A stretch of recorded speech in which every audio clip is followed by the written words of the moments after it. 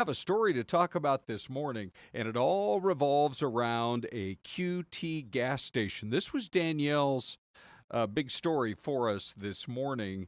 And if you're not familiar with it, it was just last Friday. I mean, it was shocking enough that a man who had pulled up just to get some gas that morning, looks like he was headed to work, he's shot to death out in front of this QT. And then the next thing you know, we are going on the air at 4:30 this morning, and this time around, it's like deja vu. The police crime scene tape goes up. This is video, I believe, from today's scene, and then we have video from the other day as well. But I'm going to bring Danielle in on the conversation right now. Danielle, you were out there so early this morning. At that point, we still didn't know for sure what had happened. Yeah, police didn't give us an update, but it happened right around 7:10 last night. So it just shows you the length of the investigation because it was kind of getting wrapped up right around the 7 o'clock hour this morning. So lasting into the night, we didn't really know until 7 o'clock this morning is when we got that official update from the Phoenix Police Department that this was, in fact, a deadly stabbing.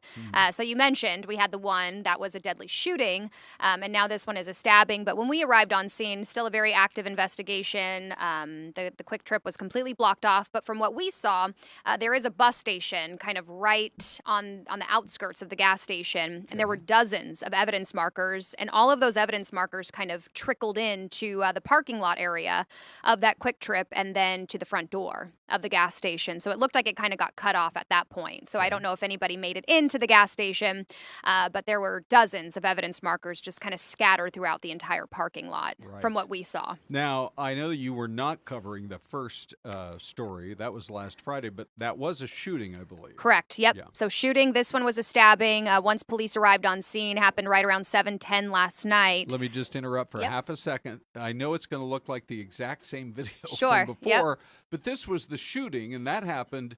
I think that was more in the early morning hours. Okay. But the very same QT, and this is 27th Ave and Thomas. And Thomas, correct. Yep. And you have the freeway just on the other side. And there's the of work the gas truck. station. Yep. There's the work truck. Here's a guy just pulled in. And so, I mean, that story is just as shocking as can be.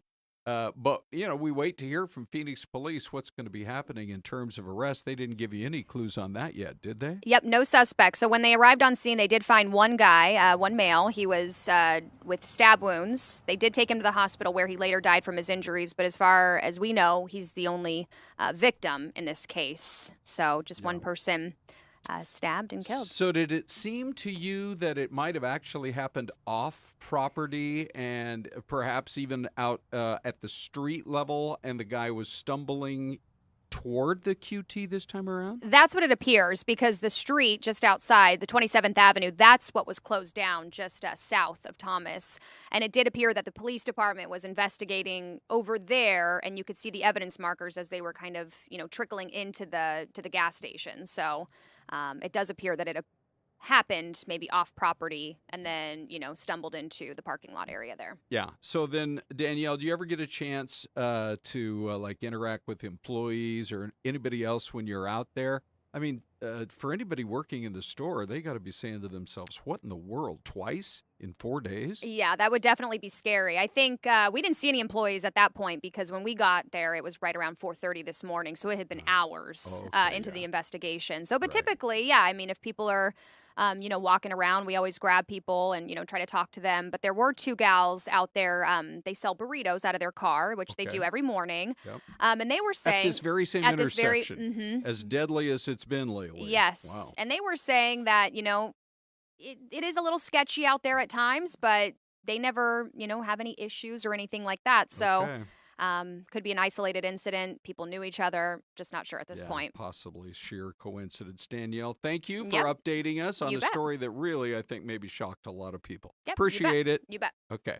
So we go now to Rome. You're looking live at the pictures coming in from the Vatican. I remember the first time, well, really the first and only time I was in Rome. And as we drove in from the airport, you just kind of come around a corner, and the next thing you know, you're just staring at St. Peter's and at the Vatican. And it is unless you can see it in person, it's almost like looking at pictures of the Grand Canyon. You cannot appreciate how humongous it is. And as night just begins to fall now in the Eternal City, there's a lot of concern for the health of the Pope. He does remain in critical condition. The Vatican is saying this morning that the night passed well. The Pope slept fairly well and has spent most of this day resting. Anita, by the way, joins. Anita, thank you for joining. So the pontiff has been at a hospital nearby. He's undergoing treatment for pneumonia and a lung infection. I think the thing that maybe is the most concerning for people who've been praying for the leader of the billion-strong Catholic Church, he does appear now to be in the early stages of kidney failure. So around the world and right here at churches at Catholic churches across the valley, prayers were being said on his behalf, including right downtown there at St. Mary's. Continue to pray for our Holy Father, Pope Francis, in this prayer that we're praying throughout the whole world for him. O God, shepherd and ruler of all the faithful, look favorably on your servant, Pope Francis. Even though the Pope is ill, and we have to pray for his healing, but we have to act on his word to guide us, to give us the faith, to act at every moment, to do kind acts in that are inspired by the Holy Spirit. So parishioners out there chatting with us after church wrapped up, the church services, Mass, yesterday. You know, Anita, I was thinking back. When he was a young man, he got such a bad infection, they had to remove a part of his lung. I don't even know if that's a common procedure nowadays, but that was how they handled it when he was a young man so many decades ago growing up there in Buenos Aires. And when he was, when the white smoke, the puffs of the white smoke came out of the Sistine Chapel, the fact that he was the first ever pope from the Americas, North or South America, and the first pope not to be out of Europe since the 700s AD, I think really was a mark of how the church wants to expand its reach around the world, you know? Yeah, very interesting. And you're talking about the lung condition. Unfortunately, with the pneumonia and everything that's happening, that might be part of the reason why he's been so sick. Yeah, I was thinking Yeah, that too. you know, it's a little bit harder for him. He's been in and out of the hospital throughout much of his time as Pope. Right. So, unfortunately, that is something that he has to deal with. I was just reading a little bit about how the Vatican is calling for evening prayers now. They're just asking everyone to pray for either his health or healing or to be comfortable where he is. Critical condition. Here is, it was many years ago when I went to Rome, but I took that picture. That's looking up toward the papal apartments, which of course is the traditional home of whoever is the leader of the Catholic Church. But my understanding is he wanted a more humble setting, and really, I'm sure he's there for, formal events when dignitaries from around the world come. But he's always been such a humble guy. He was in his early days, before he entered the priesthood, one of his part-time jobs, he was a bouncer at a nightclub in Buenos Aires. Somewhat unlikely for the Pope. We were fortunate enough to visit in September of 2018. And if you go onto the website, the Vatican's website, you can actually request to attend a Mass with the Pope. And so we did, in fact, get to do that. You get a special invitation. You have to take it with you, and you get to sit and watch. So Right.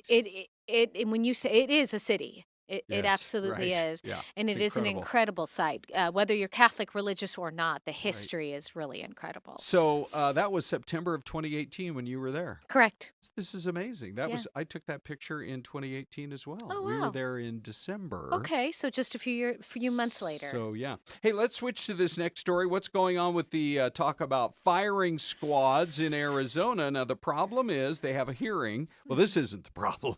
This is just the process. They got a hearing this morning at the Capitol to move forward on a bill that would allow, because they've been having so many problems with the lethal injections. I'll tell you about one in just a second. But they would bring back the firing squads or institute them anyway. Generally, it involves an entire group of military soldiers, so you don't know for sure that it was your shot necessarily that killed the convicted killer. And by the way, we are talking about people who have been convicted of the most heinous crimes in Arizona that are deserving of the death penalty. And sometimes they sit on death penalty for a very long time. And, and then there have been so many lawsuits. There was one I found in May of 2023 where Go I ahead. was out there Out where? at that execution. Oh, okay, yeah.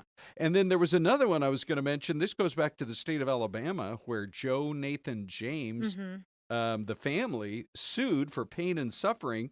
They said it was the longest known execution in American history, 3 hours long before he finally passed away. Well, So there have been a lot of problems and a lot of lawsuits. we had the execution. I can't tell you exactly who it was specifically. I haven't had time to do the research. Troy was inside as a witness. I was outside covering it, and a similar situation. It took a very long time, and I think that sparked a lot of conversation over how Arizonans feel about this. All right, so let's go to our poll question this morning. Here we are approaching 100 votes.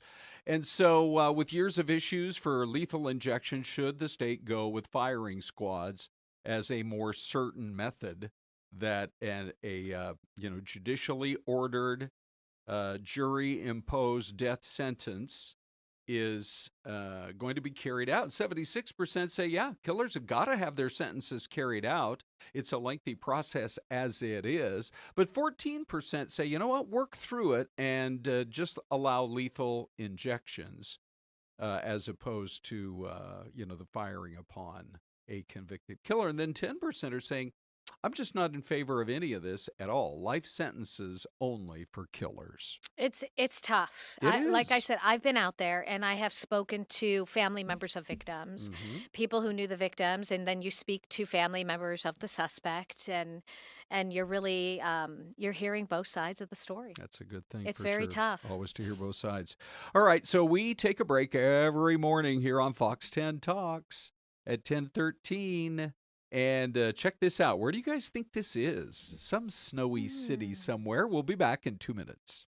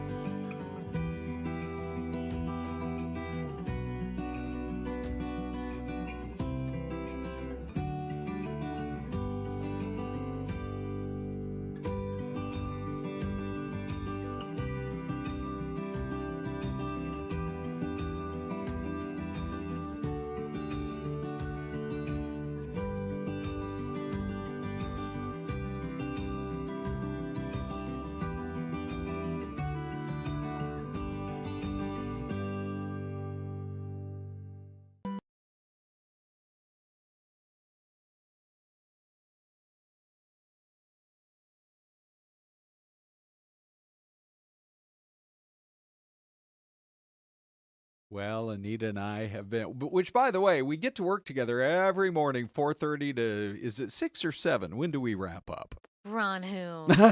I'm just testing you. Every minute counts There when we're you go. together. 7 4:30 to a.m. 7 a.m. And so some of our guesses, Tyler says Jackson, Wyoming. Susan says Montana. Susan, by the way, has become an everydayer. Hi, Susan. We love our everydayers We do. here. Leo Mack says Canada, and then he says looks like maybe here in the Pacific Northwest. And then Sherry Pup says no idea, but the mountains are beautiful. I'm with you, Sherry. Yeah. Let's see. KDJW had said Colorado. What do you think, Anita? I'm going to go with Wyoming, maybe. Nice. Who Okay. guessed Wyoming? Let's see. Wyoming was, stand by. Chris? Tyler. I'm I'm going to go with Leo. Okay. Thinking that it is in Canada. I'm just Oh. trying to figure out. There's a city up there called Kelowna, British Columbia, but I don't think it's quite that big. But anyway, it could be around Vancouver somewhere. Anita, will you do the honors and open the Certainly will. envelope, please, Drum for the roll, mystery please. cam? Oh, look at you guys, so smart. What is happening? Well, hello. Oh, it is Kelowna. Look at you. Okay, now hold it up there so everybody can. Okay, there's Kelowna. Let's go back. Here's the funny thing. So maybe I have a little bit of home field advantage. Mhm. My aunt and uncle lived in Washington, but sometimes we would drive up to, there's a town up there called Penticton. Oh, cute. And it was really a cool town. And then if you wanted to go further, which sometimes we did, Kelowna, they, just like the Loch Ness Monster, they are famous because supposedly there's some sort of a monster in the lake there called Ogopogo. Oh, I've heard of Ogopogo, believe Have it you or not. heard Yes, of it? I have. Okay, great. I don't know much about Ogopogo, but I know there's an Ogopogo. And now I know it's in Kelowna, British Columbia. Kelowna. Kelowna. I know. It's hard to get the pronunciation down. Oh, yeah. On some of those, that's for sure. All right. Anyway, thank you guys for playing along, and at least I'm saying it right up front. I have a home field advantage when it comes to Kelowna and Penticton, but they're both beautiful, beautiful cities. Mhm. Okay, I think perhaps, Anita, my favorite story of the morning is this guy right here. Oh, Okay, goodness. this is the bumbling thief in the UK. Staff at the Waverley Street store called 999. Look at the guy. He's dangling. He's kicking the sodas, right off the shelf. We're having to see his underwear, and then a part of the ceiling collapses down on him, but he managed to get in. And I'm trying to look at that video. Did he actually grab a little shopping cart? I think he either did. brought something with him or picked one up. That is correct. He's grabbing the lotto tickets. Yeah. I don't know how it works there, but here, Right. if you don't purchase that lotto ticket, it isn't, I guess, activated would be the word. Oh, So you can't perfect. just, even if you steal like a scratch off one, I'm Yeah. pretty sure that they have to ring it up for it to be Yeah. a true winner. All right. So here's the guy again. Now, here's why we call him a bumbling thief. First of all, he's lucky he didn't break an ankle or something Yeah. when he came flopping down. And the thing about it is, yeah, that's exactly what he did. He went and got a shopping cart to participate in his ill-gotten gains. But I hope you're right. By the way, the fact that he knew immediately where to go, Oh, probably Either a he- frequent customer. either he shops there or maybe knows somebody who works there. By the way, this is in the world-famous town of Nottingham. I think we had that he took some eggs and other supplies. I'm wondering if maybe this is someone who needed a little extra hand up, perhaps. Anita, we don't But- cotton to that kind of cuddling with. But that's not the way to do it. Right. But anyway, here's the bottom line to the whole story. Oh, goodness gracious. Staff called 999. Now, I don't know if somebody was in the back of the store and heard the commotion. Oh, you think it was open? Or if they, maybe it was early. I have Yeah, a or feeling it was early or late. Uh-huh. Knowing a lot of these criminals, they're not going to get up early. They're 200 hanging out late. pounds worth of lottery tickets. I just love the fact, though, that it's in Nottingham and they didn't, Robin Hood and the famous sheriff of no. Nottingham. Yeah. At least they didn't have to call the famous sheriff of Nottingham. But then to he's solve this crime. arrested. He's arrested because they know who the guy is. Well, they called their version of 911, which is 999, to report it. And man, the police were on it fast. They don't have a lot of crime over there. So 6 minutes later, police arrive, and what do you know, Anita? They Boom. found a guy matching this very description of this dude. Oh, that is a little basket, isn't it? Yeah, maybe with a few scrapes there on his belly. I hope that he at least got to snack on one of the things he took, that it was worth it for him. Yeah, for Oh, sure. my goodness. Hey, back here in Arizona, we have kind of an interesting story. So Axios reporting that 10 employees at the Grand Canyon were recently laid off as part of about 1,000 workers total. I believe there are about 20,000 employees of the National Park Service. Yeah, you did the math earlier. Yeah. And so the most recent number I could come up with was 380 employees at the park. This was 2018. So this Grand was all Canyon. pre-pandemic at the Okay. National Park Service. So, I'm not sure if that number has gone up or down. I've seen some reports that it had been dropping.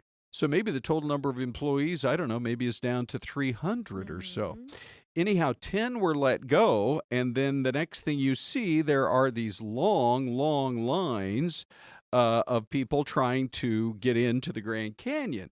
So it looks like that might have been, I don't know, 3 or 4% of the overall workforce is cut. So it's not quite clear why a cut of that percentage would lead to these extremely long lines at the Grand Canyon, but they're now advising people try to get there early enough in the morning before the lines get too long. Or in the late afternoon. Yes, When right. people leave. I also wonder, was it an extremely busy weekend? The weather's beautiful, warmer up north, so that you can actually enjoy the Grand Canyon. There might be a lot of factors that play into it. Yeah. Or it might simply be that they're just that short-staffed. Well, yeah, I mean, sure, there are 10 people who did apparently get laid off there, and the lines now suddenly have become very long. If the numbers are somewhere around right, there might still be about 300 people, give or take, in the 200 to 300 range working there at the Grand Canyon. But you're right, they're saying get there before 10 or after 4 to avoid the long lines. Now, Anita. Yes, sir. One of the great things we are able to do on this show is take people around and show them why it's so nice to live here in Arizona. Watch this. Ready? Oh, yeah, there it is, that lake effect snow. Yeah. Well, okay, so feet. This is from our friends at Fox Weather. Feet of snow across upstate New York, Oswego County. The lake effect storm started on Valentine's Day and went straight through until the 19th. Oh, wow, that's rough. 5 days, 5 to 6 days, so much that they said, let's see, the highest weekly total was 79 inches of snow. That's where you just give up plowing the parking lots I and the think streets, the roads, so. and you stay home. Right? You work remotely. And this is why Desiree, she's from Buffalo. This is why she's so happy being out here now. By the way, 26 buildings, some of them homes, have collapsed under the weight of snow. This is where you see a lot of power outages as well. The ice and the snow I know. really wreaking havoc on those power lines. Well, we had been talking about, some of the crazy weather in different parts of the USA. And just because we're hitting, mid 80s all week, mid to upper 80s, I thought just a reminder of what it's like right now in upstate New York. And by the way, just as a little reminder, look at this is my favorite new camera that we use. It's at the ASU Cronkite School right downtown. A lot of new buildings going up downtown. People love the idea. All the restaurants living downtown. But yeah, sunshine, mid 80s for the next 2 or 3 days. I think I saw a gentleman walking in shorts and a T-shirt. Yes, sure, right? That is the clothing that we love to. Sometimes people will give me a hard time because if it's hot here, like say it's September or October and it's still close to 100 degrees. Well, I'm sorry, I'm getting on that plane with my shorts and flip-flops. Oh, and then you land in... And then you land. One time we landed in... my dad and I landed in Kansas City. We were going to go to a game, and it was cold in KC. And they're like, what are you doing? I'm like, well, I came out of Phoenix. Oh, we get it. Right? That's where you pack the sneakers and the long pants and the backpack. Yeah, for The sure. carry-on. Hey, we have a story coming in about one of the biggest names in the history of baseball who proves he's got it, Anita. He does. On the basketball Yeah. court. If you haven't seen this, Look at it. enjoy Wow. this. Ready? Here we go.